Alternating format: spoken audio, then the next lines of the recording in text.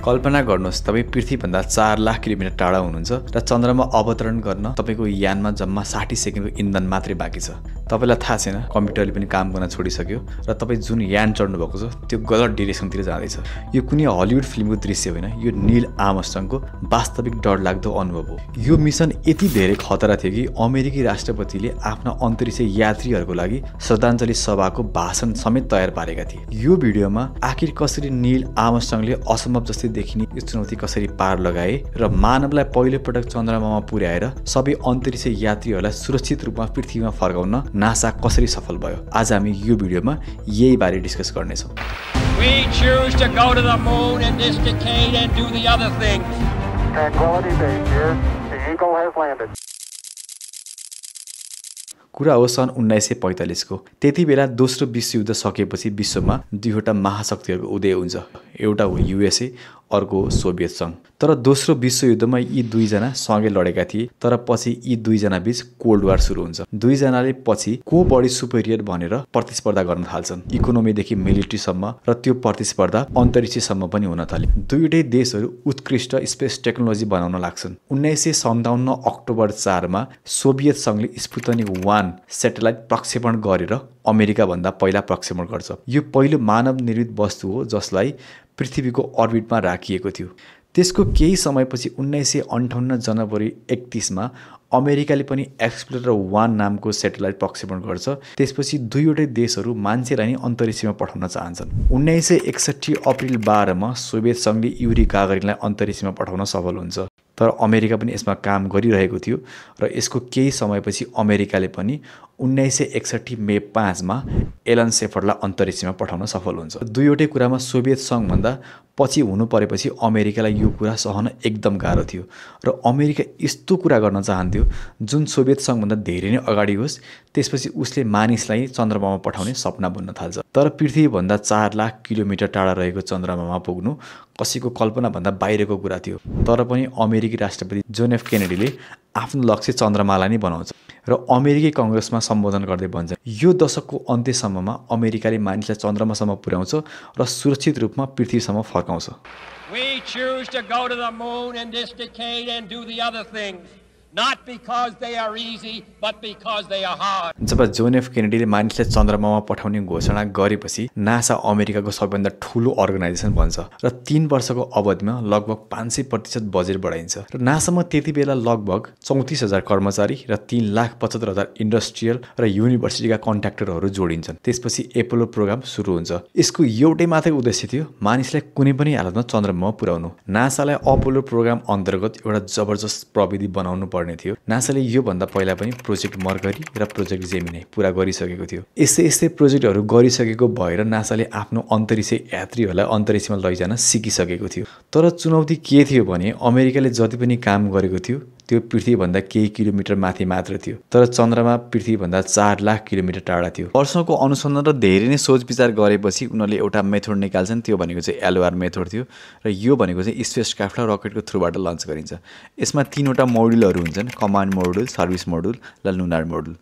Space क्राफ्टको पहिलो भाग भनेको चाहिँ कमान्ड मोड्युल हो। यसमा 3 जना एस्ट्रोनटको बेसिक कुराहरूको चाहिँ व्यवस्था गरिएको हुन्छ।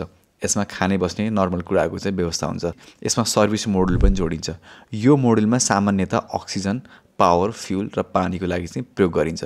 तर मुनमा ल्यान्ड हुन र त्यहाँबाट फेरि टेकअप भएर फर्कनको लागि भने स्पेसक्राफ्टमा लुनार मोड्युल जोड्न जरुरी हुन्छ। यो मोड्युलको काम भनेको अन्तिममा आउँथ्यो। उडान सकिसकेपछि यसलाई चाहिँ मुनको अर्बिट नै छोडेर आउनु पर्थ्यो। यसरी चन्द्रमा पुग्नको लागि प्लानिङ त उनीहरूले जबरजस्त गरेका थिए, इम्प्लिमेन्ट गर्न भने एकदमै धेरै गाह्रो थियो। त्यसैले नासाले हरेक परीक्षण पहिले नै गरेर तयार हुन चाहन्थ्यो ताकि अन्तरिक्षमा पुगिसकेपछि कुनै पनि खालको समस्याहरू चाहिँ फेस गर्न नपरोस्। तर जब अन्तरिक्ष यात्रीहरू राखेर परीक्षण सुरु गर्छ कमान्ड मोड्युलमा आगो लाग्छ र त्यहाँ बसेका 3 जना एस्ट्रोनटहरूको मृत्यु हुन्छ। सुरुमा यसको नाम एपोलो सटर्न 204 थियो, तर 3 जना एस्ट्रोनटहरूको मृत्यु भएपछि उनीहरूको सम्मानको लागि यसको नाम परिवर्तन गरेर एपोलो 1 राखिन्छ। यस्तो घटना घटेपछि नासाले आफ्नो अपोलो प्रोग्राममा एकदम धेरै आवश्यक परिवर्तनहरू गर्छ। एपोलो 1 पछि एपोलो 2, एपोलो 3 पनि केवल ग्राउन्ड टेस्टहरू मात्र थिए। यिनीहरूले कुनै पनि उडान भरेनन्, त्यसैले यिनीहरूलाई कुनै पनि आधिकारिक नाम दिइएको थिएन। अपोलो प्रोग्राम अन्तर्गत अन्तरिक्ष उडान एपोलो 4 बाट सुरु हुन्छ। एपोलो 4, एपोलो 5, एपोलो 6 सबै अनक्रू टेस्टहरू थिए। यसमा एस्ट्रोनट बिना नै अन्तरिक्षमा यानलाई पठाइएको थियो ताकि नासाले आफ्नो एस्ट्रोनटहरूको सुरक्षाको चाहिँ इन्स्योर गर्न सकोस्। त्यसपछि भने नासाले अन्तरिक्ष यात्रीहरू राखेर नै स्पेस क्राफ्टहरू अन्तरिक्षमा पठाउन सुरु गर्छ।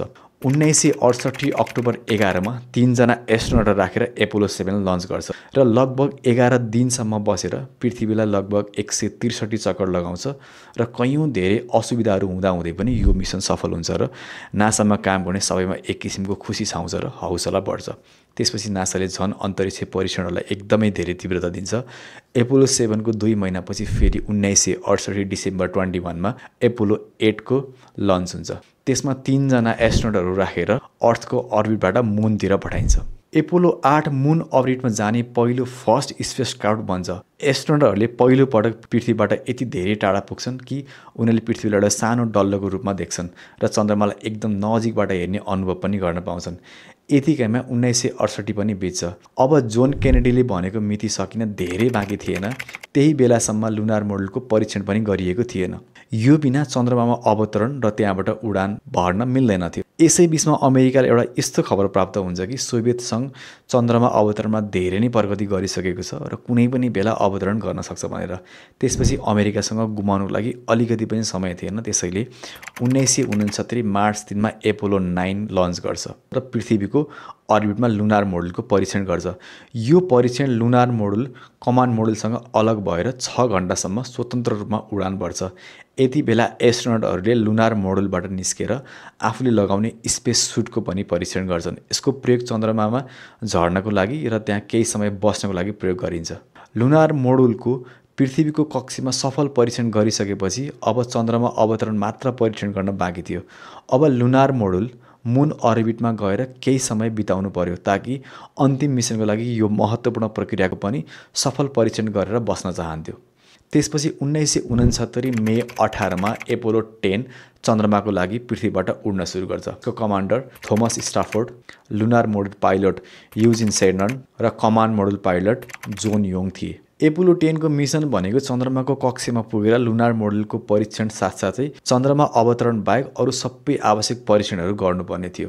स्पेसक्राफ्ट मुन अर्बिटमा पुग्यो र मिसन कमान्डर थोमस स्टाफोर्ड र lunar module pilot Eugene Cernan command मोडलबाट लुनार मोडलमा सिफ्ट हुन्छन्। त्यसपछि लुनार मोडल करिब 8 घण्टा मुनको अर्बिटमा चक्कर लगायो। जब लुनार मोडल अर्को छेउ फार साइडतिर जान्छ त्यति बेला लुनार मोडल र नासाको सम्पर्क टुट्छ र त्यही बेला उनीहरूले एउटा मिस्टिरियस साउन्ड पनि सुन्छन्।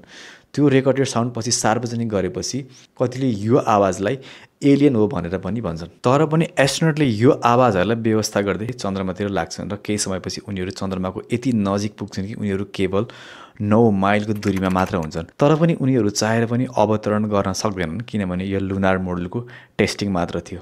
चन्द्रमा अवतरणको नजिक जाने र फेरि फर्केर आएर फेरि कमान्ड मोडलमा जोडिनु थियो। उनीहरूले लुनार मोडललाई चन्द्रमाको सतहको नजिकै आएर फेरि फर्केर माथि जानको लागि उनीहरूले एसेन्डिङ इन्जिन सुरु गर्छन्। त्यसपछि लुनार मोडल एकदमै आउट अफ कन्ट्रोल हुन्छ र जहाँ पाए त्यो घुम्न थाल्छ। तर त्यहाँ बसेका एस्ट्रोनटहरूलाई यो के भइरहेको छ भनेर उनीहरूलाई थाहा नै हुँदैन। त्यतिकैमा कमान्डर स्टाफोर्डले इन्स्ट्रुमेन्ट प्यानलमा एउटा येलो लाइट देख्छन्। यसको स्पष्ट अर्थ के थियो भने यो कम्प्युटरले आफ्नो डिरेक्सन गुमाएको थियो र यसले गर्दा यो मिसन एउटा ठुलो डिजास्टर पनि हुन सक्थ्यो। तर क्र्यास हुनुभन्दा केवल 2 सेकेन्ड पहिला कमान्डर स्टाफोर्डले लुनार मोडललाई आफ्नो नियन्त्रणमा लिन्छन् र एउटा मिराकल नै थियो र पछि फेरि फर्काएर मुन अर्बिटमा पुर्याएर लुनार मोडललाई फेरि कमान्ड मोडलसँग जोडिन्छ। त्यसपछि एस्ट्रोनटहरू लुनार मोडलबाट कमान्ड मोडलमा सर्छन्। त्यसपछि योजना अनुसार लुनार मोडललाई मुनको अर्बिटमै छोडेर उनीहरू पृथ्वीमा फर्किनु पर्थ्यो। जब लुनार मोडल कमान्ड मोडलसँग अलग भयो त्यसपछि त्यहाँ एउटा प्राविधिक गडबडी भयो जसमा लुनार मोडलमा समस्या आयो र अर्कै बाटोतिर मुभ हुन थाल्यो। त्यसपछि त्यो लुनार मोडलको अत्तोपत्तो भएन र त्यसको 50 वर्षपछि 2018 मा वैज्ञानिकहरूले पृथ्वीको नजिकै एउटा वस्तु देखे। त्यसलाई पहिला कुनै एस्ट्रोइड जस्तो देखिएको थियो तर पछि पत्ता लाग्यो कि त्यो त्यही एपोलो 10 को लुनार मोडल थियो जुन सन् 1969 देखि अन्तरिक्षमा ट्राभल गरिरहेको थियो। एपोलो 10 सारा समस्या सामना गरेर पनि एउटा सफल मिसन बन्यो किनभने यसले सबै परीक्षण गरेर सुरक्षित रूपमा पृथ्वीमा आइपुगेको थियो। अब मान्छे चन्द्रमा पुग्नको लागि एक कदम मात्रै टाढा थियो। त्यसको नाम थियो एपोलो 11। एपोलो 10 पुरा भएको 50 दिनपछि एपोलो 11 को चाहिँ डेट फिक्स गरिन्छ 1969 जुलाई 16। त्यो दिन संसारका सबै मान्छेको आँखा टिभीमा थियो। त्यो बेला सबैको ध्यान फ्लोरिडाको मेरी टापुमा हुन्छ जहाँ 363 फिट अग्लो भएको स्याटर्न भी रकेट हुन्छ। यो भनेको लगभग 36 तलाको बिल्डिङ बराबर हो। यसको तौल लगभग 30 लाख केजी हुन्छ र यो रकेटलाई नासाले 6 वर्षमा 13 चोटि प्रयोग गरिसकेको थियो। यही विशाल रकेटबाट एपोलो 11 लाई लन्च गरिँदै थियो। 1969 जुलाई 16 बिहान 9:32 एपोलो 11 लाई लिएर सटर्न भी रकेट प्रक्षेपण हुन्छ र करोडौं मान्छेहरूले धरतीबाट सिधै लाइभ हेरिरहेका हुन्छन् र केही समयमै रकेट पृथ्वीको कक्षमा पुग्छ र त्यहाँबाट रकेट र एपोलो 11 छुट्टिन्छन्। एपोलो 11 चन्द्रमातिर अगाडि बढ्छ र यो मिसनको कमान्डर नील आर्मस्ट्रङ, उहाँको साथमा माइकल कोलिन्स र बज एल्ड्रिन थिए र अन्तरिक्षमा 3 दिन यात्रा गरिसकेपछि उनीहरूको मुनको अर्बिटमा पुग्छन्। त्यसपछि नील आर्मस्ट्रङ र बज एल्ड्रिन कमान्ड मोडुलबाट लुनार मोडुलमा शिफ्ट हुन्छन्। त्यसपछि केही घण्टा मुनको अर्बिटमा घुमिसकेपछि लुनार मोडुल कमान्ड मोडुलबाट छुट्टिन्छ र चन्द्रमाको सतहतिर आउँछ। त्यसमा नील आर्मस्ट्रङ र बज एल्ड्रिन हुन्छन्। तर कमान्ड मोडुल भने मुनको अर्बिटमै चक्कर लगाएर बस्छ। नासाले 2 वर्ष अनुसन्धान गरेर 5 वटा सम्भावित ठाउँहरू चाहिँ उसले छनौट गरेको हुन्छ। लुनार मोडुललाई कहाँ अवतरण गर्दा सुरक्षित हुन्छ भनेर उसले छुट्याएको ठाउँहरू हो त्यो। त्यसैको आधारमा लुनार मोडुललाई अटो ल्यान्डिङको प्रोग्राम पनि गरिएको थियो। तर अवतरण गर्नुभन्दा केही अगाडि लुनार मोडुलमा एउटा समस्या देखिन थाल्छ।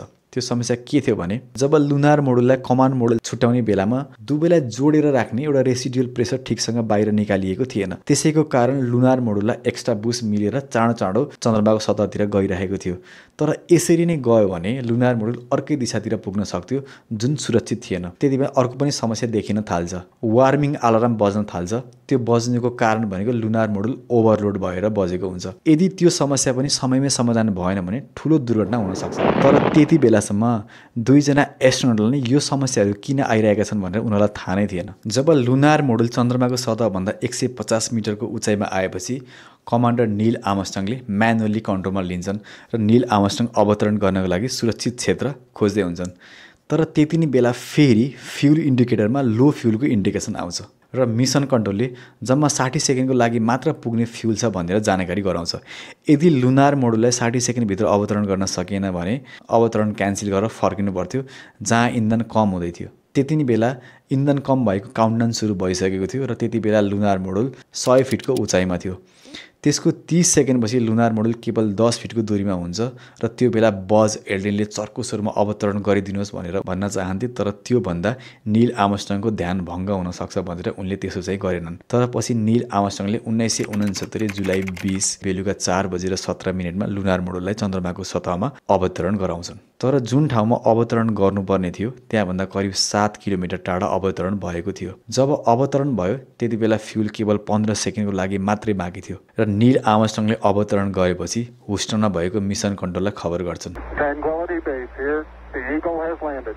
यहाँ ट्रान्सक्युरिटी बेस त्यो ठाउँलाई भनिएको थियो जहाँ लुनार मोडुल अवतरण भएको थियो भने इगल चाहिँ यो लुनार मोडुलको नाम थियो र इगल भनेको चाहिँ अमेरिकाको नेसनल बर्ड पनि हो। यसैका आधारमा यसको नाम इगल राखिएको थियो। जब लुनार मोडुल अवतरण भयो त्यसपछि लुनार मोडुलको जाँचबुझ गर्छन् र बेलुका 10:56 नील आर्मस्ट्रङले पहिलोचोटि चन्द्रमामा पाइला राख्छन्।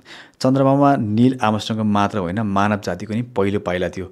यस क्षण पृथ्वीमा 65 करोड मान्छेले सिधै लाइभ हेरिरहेका थिए। नील आर्मस्ट्रङले पाइला राखेको 20 मिनटपछि बज एल्ड्रिनले पनि चन्द्रमामा पाइला राख्ने दोस्रो व्यक्ति बन्छ। उनीहरूले नेसेसरी डिभाइसहरूको पनि सेटअप गर्छन्।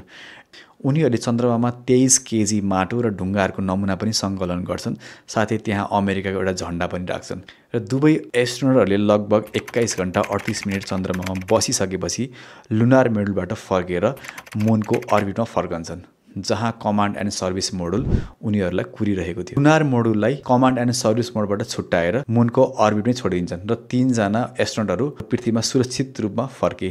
र यो मिसन यति धेरै खतरा थियो कि खुद नील आर्मस्ट्रङ पनि आफू बाँचेर फर्किने कुरामा उनलाई शङ्का थियो।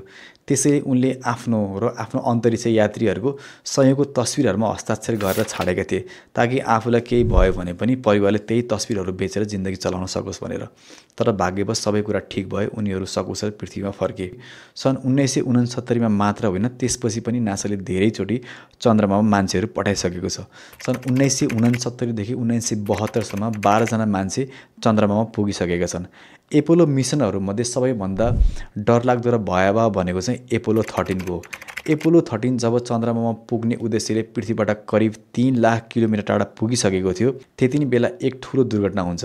त्यस दुर्घटनापछि यानभित्र रहेको अक्सिजन तीव्र रूपमा सकिन थाल्छ र यो मानव इतिहासकै पहिलो पटक भएको यस्तो डरलाग्दो घटना थियो, जसलाई अन्तरिक्षको सबैभन्दा खतरनाक दुर्घटनामध्ये एक मानिन्छ।